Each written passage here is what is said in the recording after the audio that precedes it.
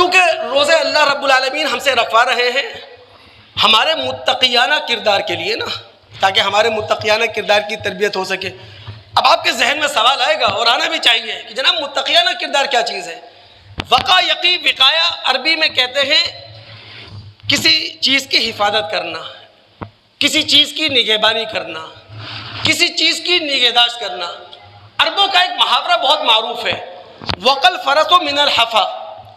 یہ اس وقت عرب محاورہ استعمال کرتے ہیں کہ جب گھوڑے کے پاؤں میں نعل نہ ہو، لوہے کا نعل ہوتا ہے نا، وہ گھوڑے کے پاؤں میں نہ ہو۔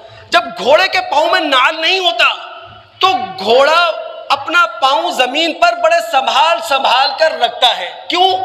گھوڑے کو ڈر ہے اس کا سم زخمی نہ ہو جائے، گھوڑے کو ڈر ہے اس کے سم میں درد نہ ہو جائے۔ گھوڑا محسوس کر رہا ہے اس کی جس زمین پر وہ اپنا پاؤں رکھ رہا ہے وہ سخت ہے۔ اس وقت عرب لوگ کہتے ہیں وقل فرس من الحفا، کہ گھوڑا بڑا سنبھال کے اپنے آپ کو چلا رہا ہے۔ روزے کا تو مقصد یہی ہے لعلکم تتقون، تاکہ ہمارے اندر تقوی کی روش پیدا ہو جائے۔ اور تقوی کسے کہتے ہیں؟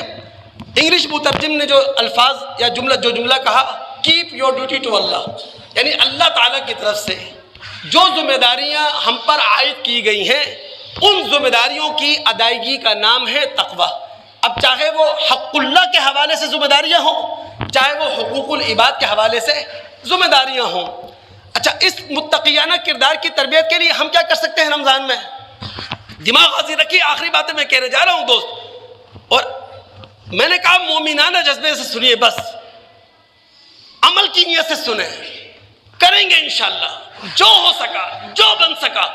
بھائی پتہ نہیں ہماری زندگی کا آخری رمضان ہو، کوئی بھروسہ ہے؟